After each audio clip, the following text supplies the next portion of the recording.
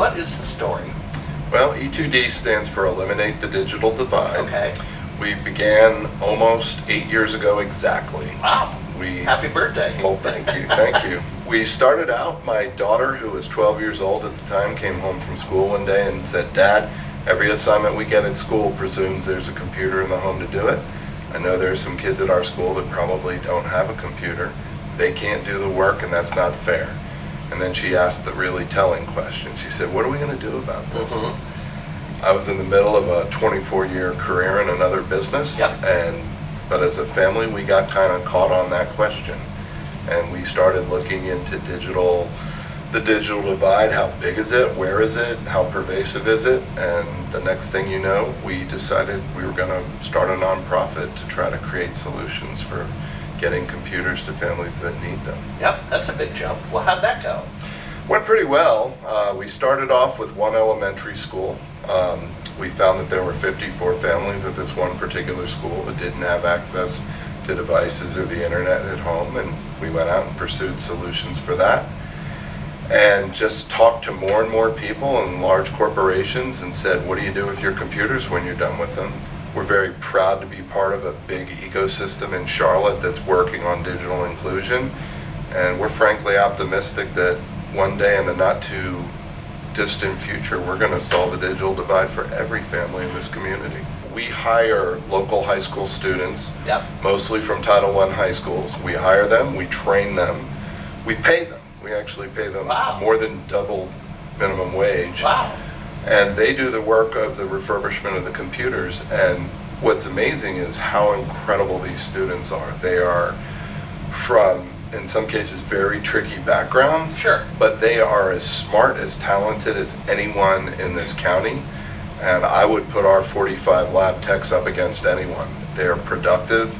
We've had several graduate. They either go to college or they go straight into really excellent IT jobs.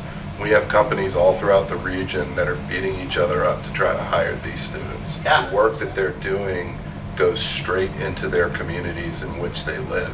Yeah. So they're building computers for the kids that need computers who someday may use those computers to help other kids. We've had kids who are homeless come and work in our lab and then get offered first-time jobs in technology at $42,000 a year. Now they're not homeless. The prospects for the kids that come to work for us that we can work with, they're going to put poverty in the rearview mirror forever. And we have been told by so many peers around the country that Charlotte is truly a city to envy because of the coordination of so many different partners, from the ISPs to the library, to the local government, to the local colleges. We work very carefully with all sorts of groups, all in combination to come up with digital equity solutions that are holistic for this community. If it were just E2D pushing out computers, that'd be fine.